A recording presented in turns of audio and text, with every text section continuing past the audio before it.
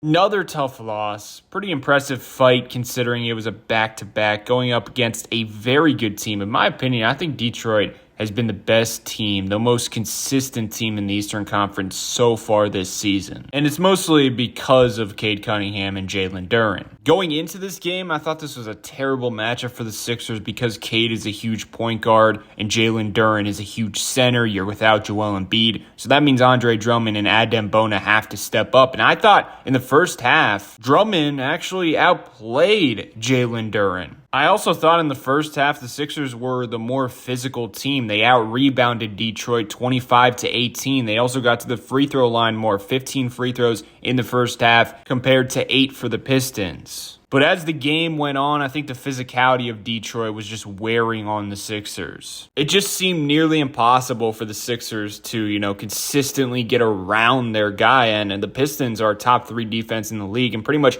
everyone on the roster that they play is a great defender besides, Duncan Robinson. And I thought him fouling out was a big story in this game, and it kind of low-key hurt the Sixers. Because offensively, their main game plan in that first half, in the half-court situation, was attack Duncan every single opportunity, no matter who has the rock. They were getting to the basket at will, 32 two-pointers attempted, and then the second half, that lane was completely shut off, 19 two-pointers. So once Duncan Robinson was out of there, I felt like there was really no plan offensively. There was no one who they could single out, get in actions, and feel comfortable with, and the Pistons could just switch every single action. There's also an obvious difference between when the Sixers win and when the Sixers lose, and that is turnovers. So in losses, the Sixers average 18.3 turnovers per game. That's the bottom of the NBA, 4th worst to be exact. And then when they win, they're one of the best teams at taking care of the basketball, 13.2 turnovers. In this game, the Pistons ended up having 19 points off turnovers. And of course, you have to give a ton of credit to their physical defense making the Sixers uncomfortable, but also there are situations where there's unforced, unnecessary, very preventable turnovers. Also, I don't know what Jabari Walker has to do to earn,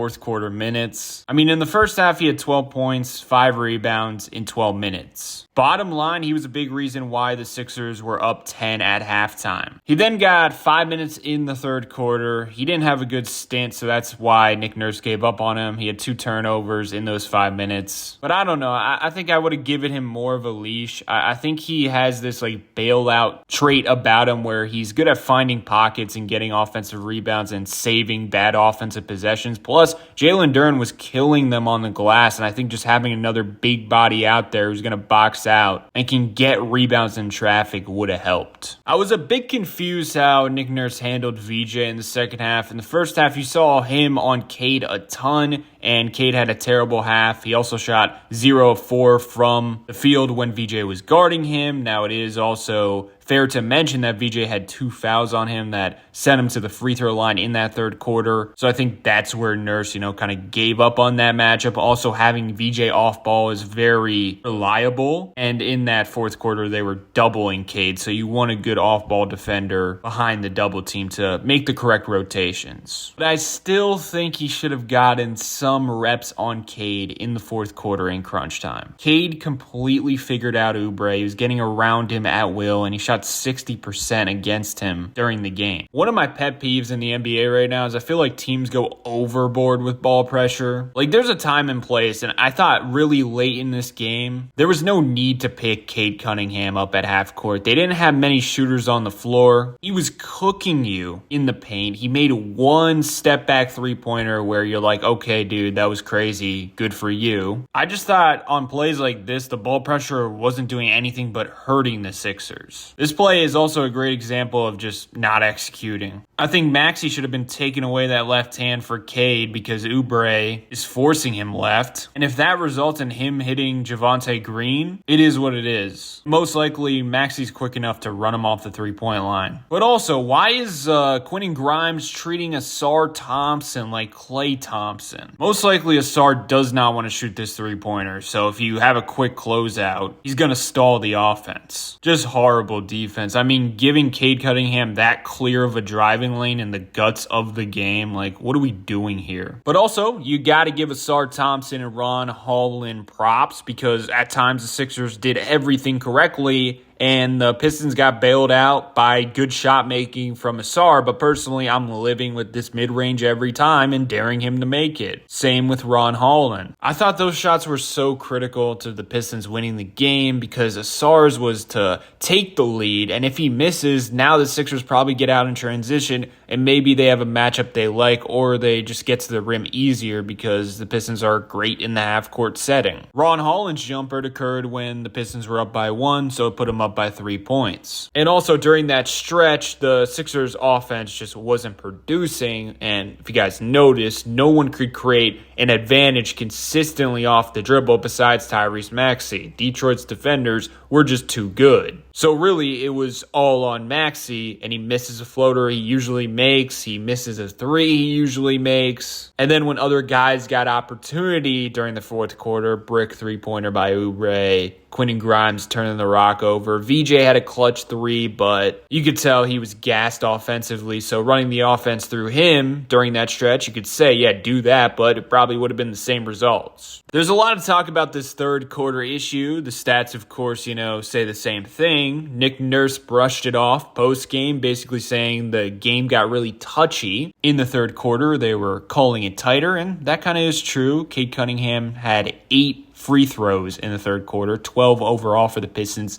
just 4 for the Sixers. Overall, he kind of brushed it off, and he was saying that's kind of just how basketball is. Game of runs. Tyrese Maxey kind of brushed it off as well. He said they started out the quarter really well, but they just kind of, went away from the game plan. And to me, my opinion on this situation, I just think the Sixers, as constructed right now, no Paul George, Jared McCain looking terrible, plus being on a minutes restriction, Joel Embiid on a minutes restriction, and the minutes piling up on Maxey, VJ, Oubre, and even Quentin Grimes. Right now, you're in a spot where Andre Drummond, Bona have too much responsibility. Grimes, clearly, why you're seeing so many turnovers, he has too much responsibility right now. VJ, too, that's why he's shying away from the basketball more often. Quite frankly, I don't think this type of situation is going to result in them playing consistent basketball against a great team for a full 48. In this game, they also had very fortunate things go their way in the first half, like Jabari Walker, 12 points in 12 minutes, and then Cade Cunningham having a poopy first half. The first half, the minutes without Maxey were really good. And not surprisingly, eventually that reverted back the other way in the second half. Same with Jalen Duren, and it's not like the Sixers are this terrible matchup for them. I honestly think it's quite the opposite. The Pistons are a huge team with so many dynamic wings who can guard multiple